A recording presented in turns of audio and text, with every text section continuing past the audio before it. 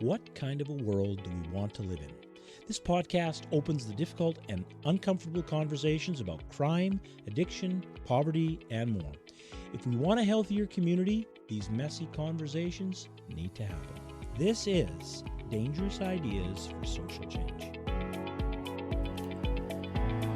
All right, here we are sitting here with Vince Lillie. We're doing this as a part of our Dangerous Ideas for Social Change, and as a refresher, essentially it's a little tongue-in-cheek. We don't really think we're generating dangerous ideas. We're trying to think outside of the box and speak the truth, even if it's uncomfortable, in a way that helps to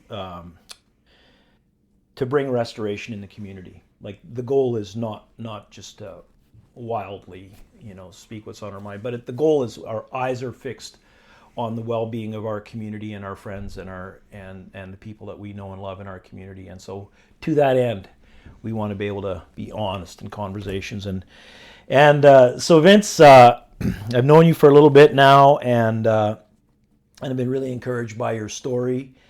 And so we kind of want to hear a little bit about your life story and just kind of interact with it and see kind of what lessons we pull from that and where that story takes us. So you're very familiar with our community. You've grown up here. Tell us a little bit about what your story is and how you get to be sitting here today.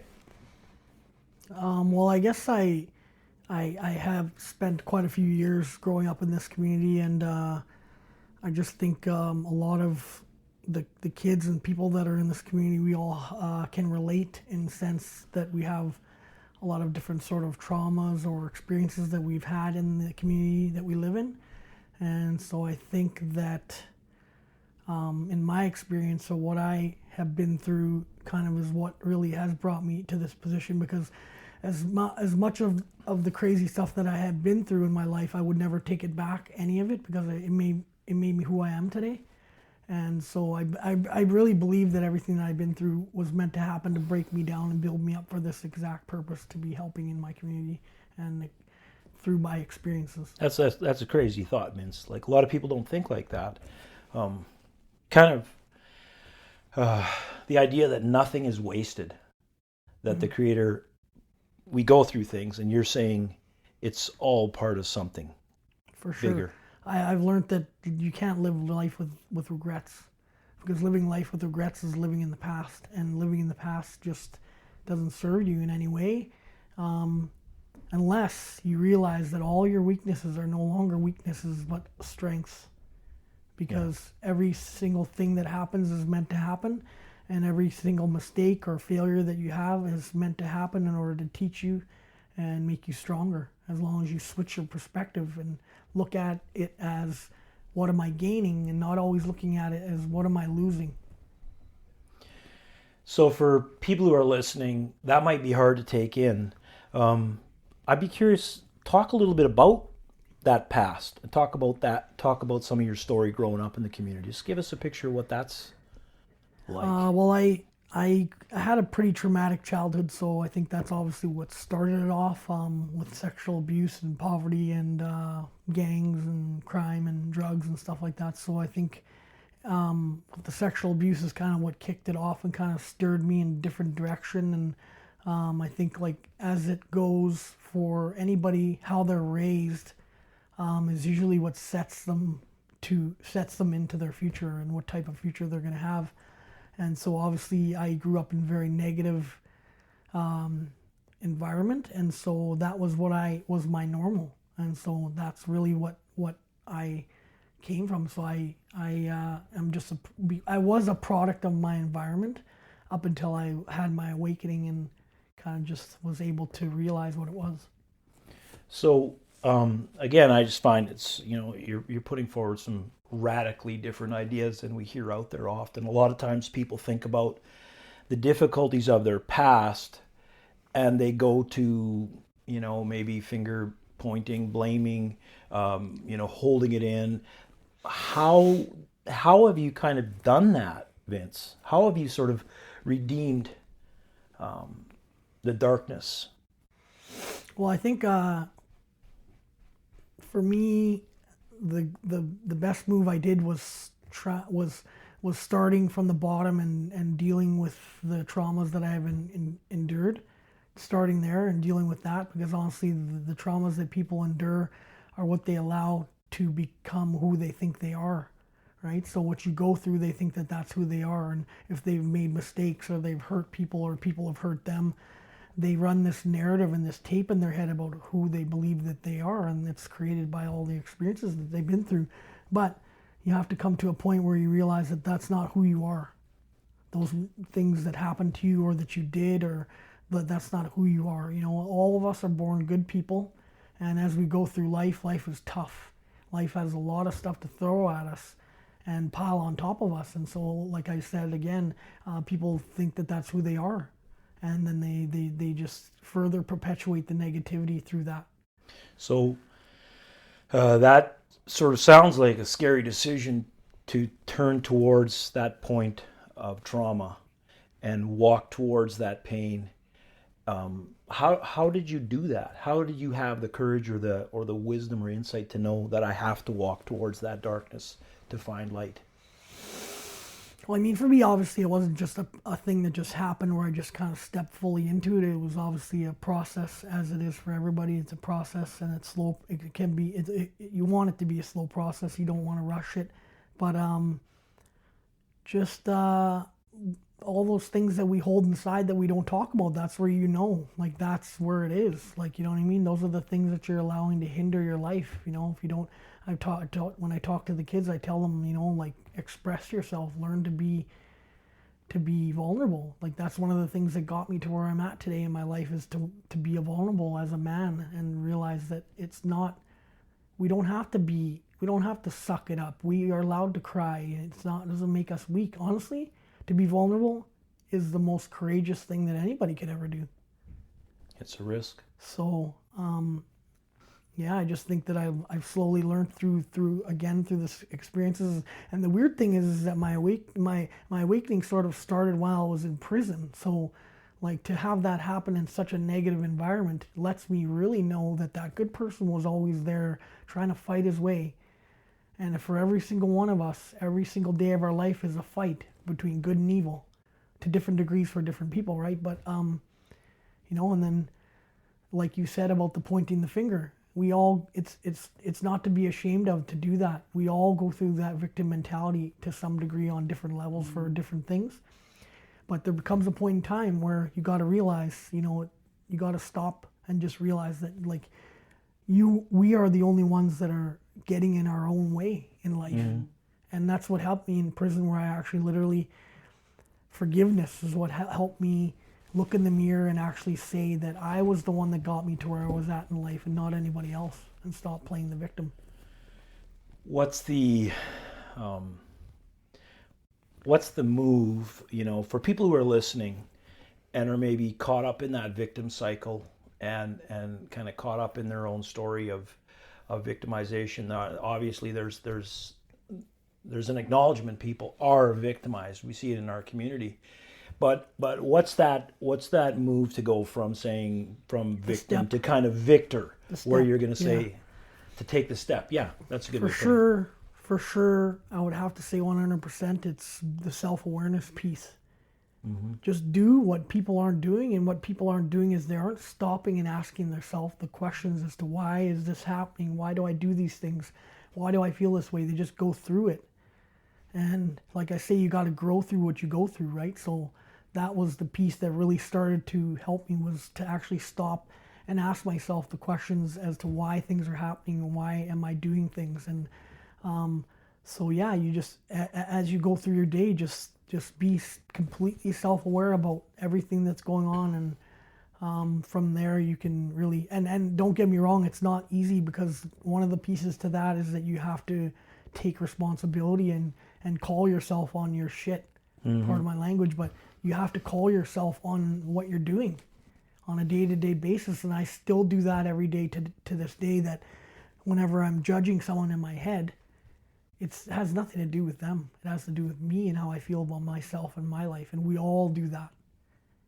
However, the amount of things that you take personal on a day-to-day basis speaks to how you feel about yourself and your life.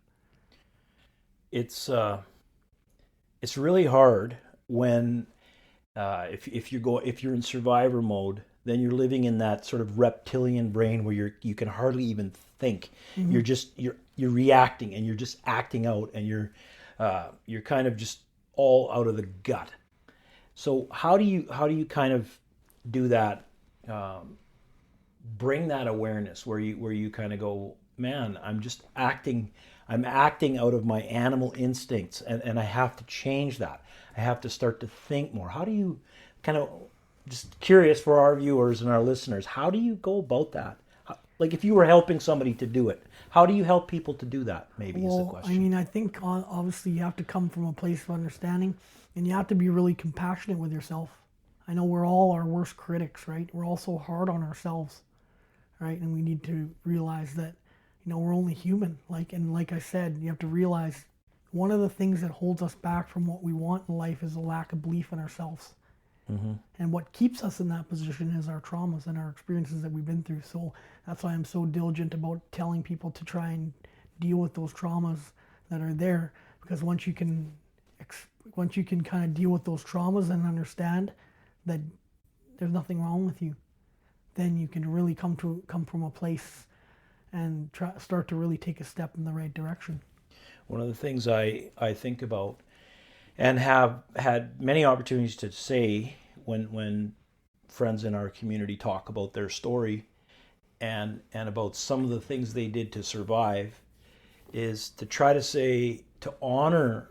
So sometimes people do, to survive, they do things they regret, but sometimes you have to honor the fact that you did whatever it took to survive, and to say, okay, even something as sort of maybe the use of drugs. Obviously, we don't promote, we don't think that's a good idea, but sometimes somebody, they did it, and they survived, and now they're in a different place, and they're kind of walking in a better way. So somebody say, okay, you did what you had to do, but now do you need to keep doing those things? And how do you now go from, okay, I got to do more than just survive?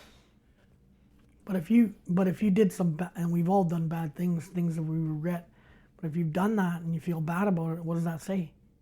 That you're a good person, right? Mm-hmm. If you weren't a good person, you wouldn't really care about doing that.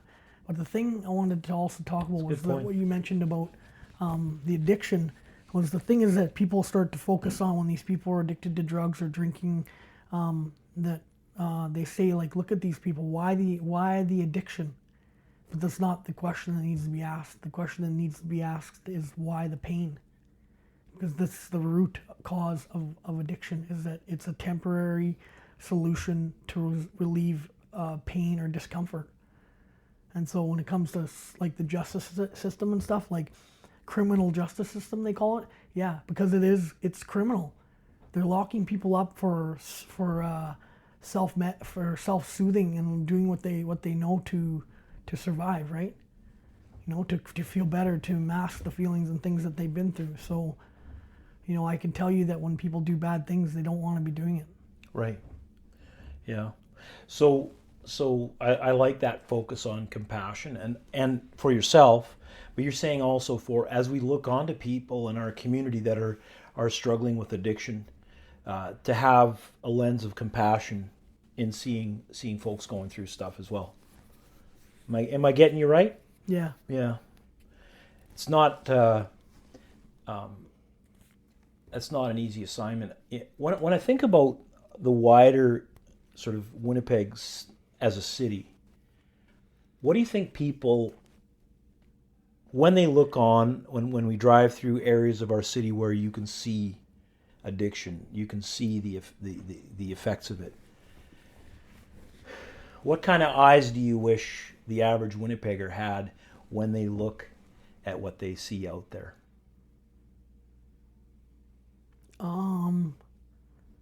Well, it's weird because I honestly tell people to not take it personal how anybody treats you or what they say to you or how they act towards you, because it has nothing to do with you.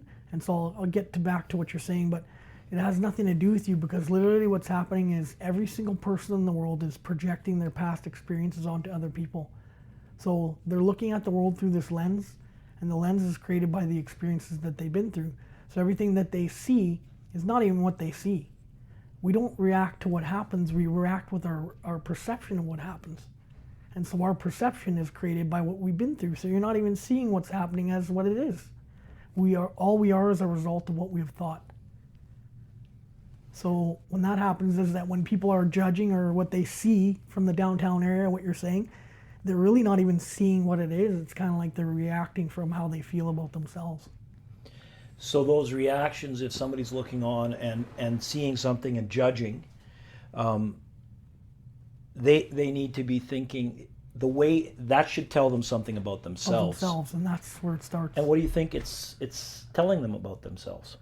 Well, when someone says that they don't like you, it's not that they don't like you, it's that they don't like themselves, right? So. And then there's something about you that's triggering that or something. And so what we do is we create these stories in our head about someone that we don't like in order to make it justified how we think or act towards them.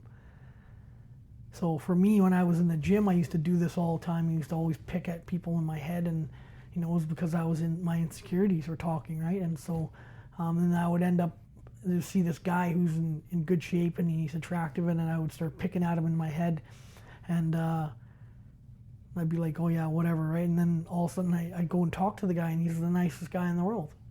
But it's because we create these stories in our head about the things that we see, and to justify how we're thinking and how we're acting. To make ourselves, and when we judge somebody for something, we're just judging them to make ourselves feel better, and it's a distraction from our own lives. Yeah. One of the things that, like, in my journey, I've come to sort of this conclusion that we're all differently broken. Like, everyone has a brokenness to Everything's them. made to and be even broken. people that are, like maybe from a distance you look on and everything looks fine. By the lens of maybe what society has said. Well, they have a white picket fence, perfect house, driving the right car, looking great, wearing a suit jacket, looking just perfect. But I believe even individuals like that, there's a brokenness. So we have a commonality, and that's our pain is a common theme. Well, like I was saying before, that every day of your life is going to be a fight, but the fight is not this external world, anything on the outside. It's a fight you against you every single day of your life, because the battleground is in your mind. That's where it's at. So when you see these people that look like they have their stuff together, inside their mind is like probably chaos. You know what I mean? They're doing everything that they can to make up for their inner with their outer. Like I used to do that. That's literally why I chose the name of my book was All Eyes on Me, because I'm an attention seeker. I was very insecure, so I would do everything that I would do outside to make up for my inner. Like I would always dress nice, I would always work out, be in good shape, take care of myself. And so I would do that all, like you said, the person who looks like they all got it together, and that's what they're doing.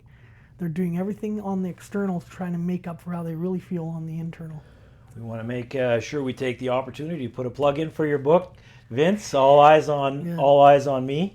We want to. Where can people get that book if they're interested in hearing a deeper part of your story? I mean, it's sold worldwide, but the one store that they do have it in the city is Polo Park Chapters. Okay. A lot of people, I guess, they do like to order online, so it is obviously available at Amazon and all that stuff. But in the city, the only place that they sell it is the Chapters in Polo Park. There we go. Plug for your good book. Thank you. Yeah. So the Bible talks about our battle is not against flesh and blood, but against powers and principalities, and that's what kind of what you're saying. It came to mind for me. The idea that we sometimes think of the battle as being those things around us, and but you're kind of pointing at the fact that actually the battle is not those things around us. Obviously, some of the things around us can be scary and challenging and difficult and traumatizing, but it's really about the battle within us. Mm-hmm. Yeah. And the reason why we focus so much on this outward battle is because it's so hard to look inward. It's easier to look outward, to point the finger, than it is to look inward and do that work. You know what I mean? Like, everybody's rushing out to get this newest edition of the phone and update their phone, but they won't update their own selves. Mm-hmm. So it's hard. It's not easy to do the work, but I'm telling you, when you take that step, you'll never regret it. Mm-hmm. So, yeah, it's definitely the inner, everything starts from within, right? They say that if you want to change the world, start at home. Yeah. Right? And also they say about children, if you have children, what the best thing is what the best thing is you can do for them? Heal yourself. Right? So you can give them the best version of yourself while they're growing into the best version of themselves. Yeah. I often remind myself that I am not enough for me, and curious to know kind of your journey with God, like how God has strengthened you on this journey of healing. It doesn't sound like the work you sort of done in cold isolation, just on your, pulling yourself up by the bootstraps. It sounds like it's the kind of work that maybe God might be involved. I'm curious, what's your thought on that, Vince? Well, I mean, I can't say that everybody has a higher power that they look up to, but I guess from me personally, I knew that there was always something there, and obviously it started when I was in jail. And people always kind of try and make fun of that, how people always just find God in jail when they're in that position and they want help. But man, if we all knew, is that where God is? Is he in jail? Yeah. Then maybe we should all go there.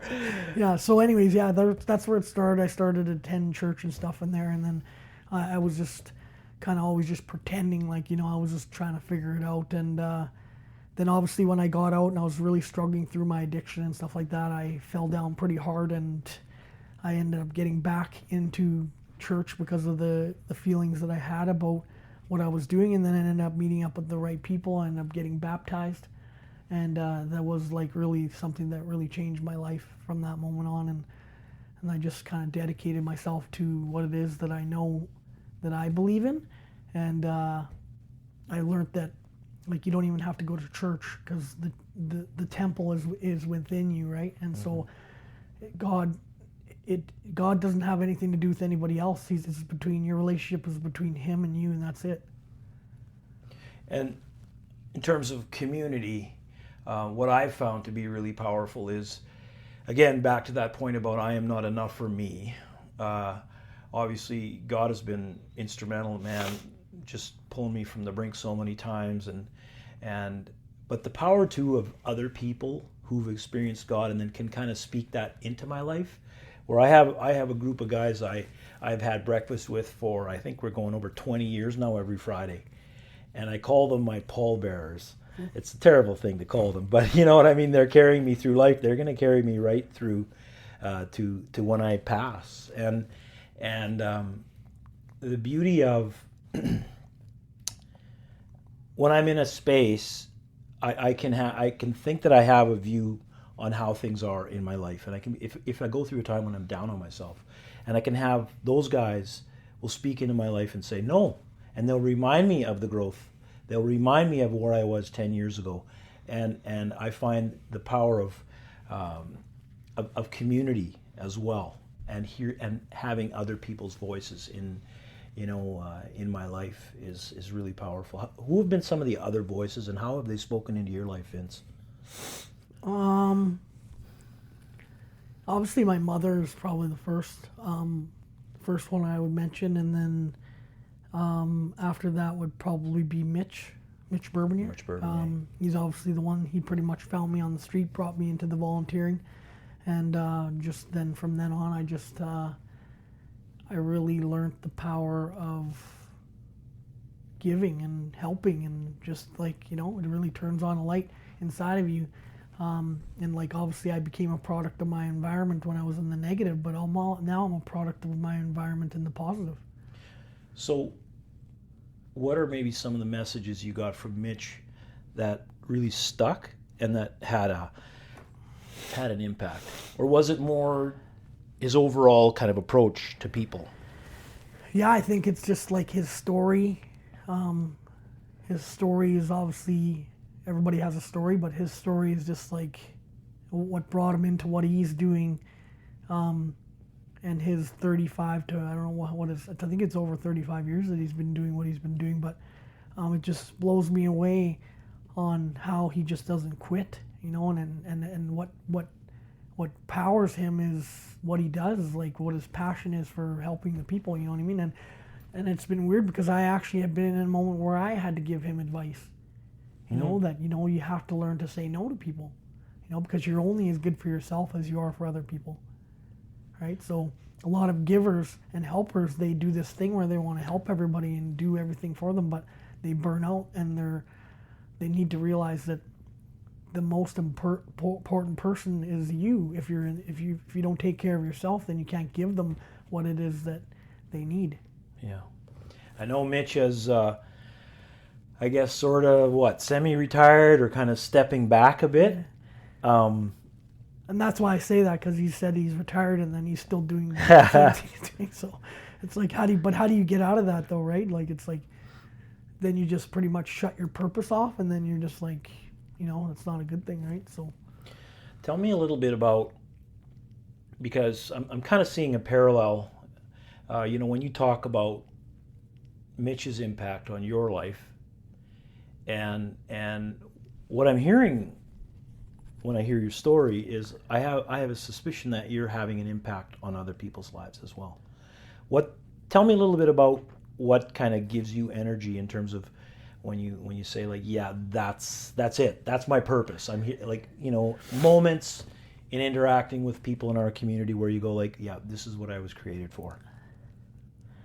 Well, I mean, obviously it started with the volunteering and stuff like that, and kind of like feeding the homeless and stuff like that, making hampers, delivering hampers and stuff like that, and it just really gives you a really good feeling. And and I found that it was strange that it gave me the exact, like, not the exact same thing, but when I was with the gangs and doing bad things for them, it was almost like the same feeling that I would get for the acknowledgement and the acceptance and the validation from that I get from this, but it's even better because I know that I'm doing a good thing. And so, yeah, I just think that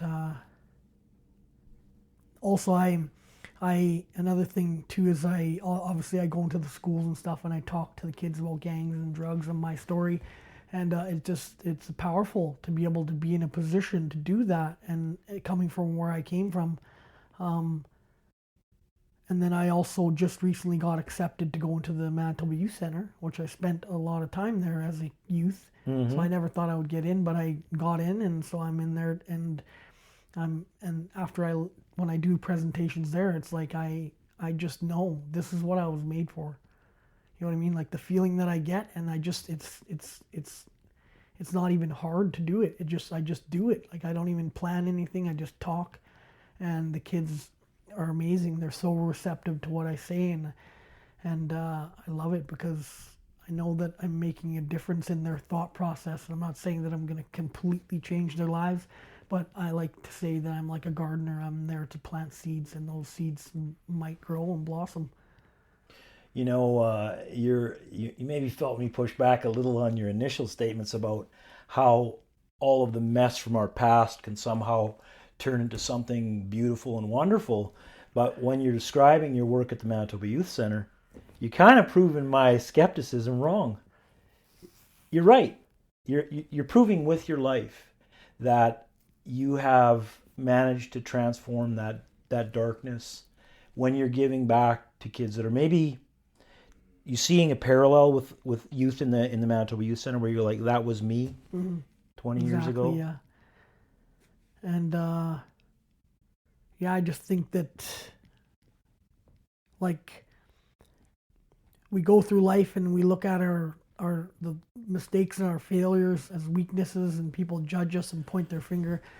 But it's honestly, it's where the only way to find our strengths is through the struggle, right? That's what life is about. Like, it's not about, it's never going to be easy. No matter how good you get at life, it's always going to have stuff to throw at you. You can't control that, but what you can control is how you react to it and how you respond to it. That's where your power will be. Mm-hmm. And your, the ultimate gift is to give back out of what many people would look at your life and say, well, what can we expect from Vince? You've had a hard life, but here you are. You're giving out of that, and I'm sure Mitch is proud of you to see what you're doing with your life, and I'm sure those youth in the Manitoba Youth Center are very fortunate to hear your story and to hear you reach in. Maybe if you have a message, not for me, but if you have a message for somebody that's kind of right on that edge, somebody that's trying to get out of the lifestyle, maybe it's gangs or addiction, trying to get out of that story and into a new story, what would your message be for youth that are in that place? If I would have an advice for that, I would say probably just focus on, I know might sound simple, and when I've said it before, or silly, but just to be yourself. Because what literally has kept us trapped in those lifestyles is just trying to be somebody that we're not. And so, I always just tell the kids, just be yourself, because we live in a society that's literally designed to destroy your sense of self. And social media is geared towards that pathological envy, making people not feel comfortable in their own skin, and so that's what you need to really, we all need to start, as youth, it's even better to start off there, because it can spring you years ahead in the game to learn, that to stop just to be vulnerable, and to be vulnerable and be yourself, and just do what it is that you need to do to be yourself, right? So, and I guess in being yourself is, I just know that when God created us, it was good. What He created was good, and so then I find a lot of people kind of walking away from that good thing that God created you to be. So this is almost like a returning. It's almost like a rebirthing in a way, like going back to be young again, to go back to that person that God created you to be, and live out of that. Am I understanding this, Vince? Yeah, because honestly, I think it's just right from birth is a separation from your true self. Mm-hmm. We're living in a society, it's a genocide on authenticity, and so that is really the key, is to get back to who you truly are as a person.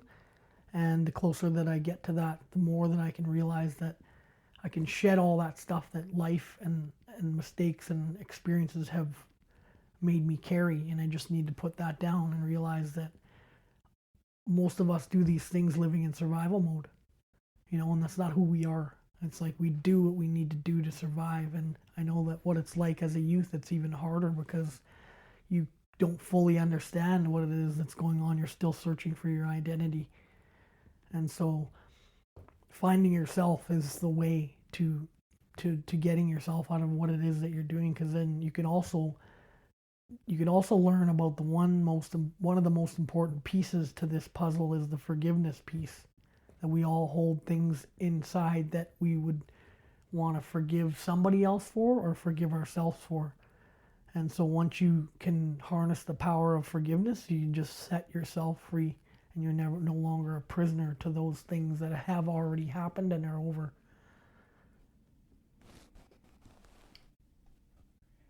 Vince, I great way to end our time. That's powerful. The genocide on authenticity. That's a good word. I'm going to write that down, and for our viewers, I think the challenge is to think about, for all of us, are we being authentic to who we really are? I mean, I want to take that away from our conversation as well, and I think I just really respect your story, Vince, and I honor the fact that you've opened that to our viewers, and thank you so much for the work you do in our community and for what I consider a friendship, and greatly appreciate you. I just wanted to say one more thing, and it has to do with, it obviously has to do with being yourself and stuff, but basically what we're all doing is we're all observing everything that we see through the filters of our own experiences. And so I just wanted to leave it with that, because we're all looking at the world through that lens, like I said, that all the things that we've been through. And when you get back to yourself, that lens, you make a new one, right? You make a new lens, and then you start, when you change the way you look at things, the things that you look at change. Yeah. So we need to think about how we are thinking about things. You know, to get conscious to what you're going unconscious to. Beautiful, beautiful. Vince, God bless you. Thank you so much for your story and for a chance to connect. Thank you for having me. Thanks for tuning in to Dangerous Ideas for Social Change.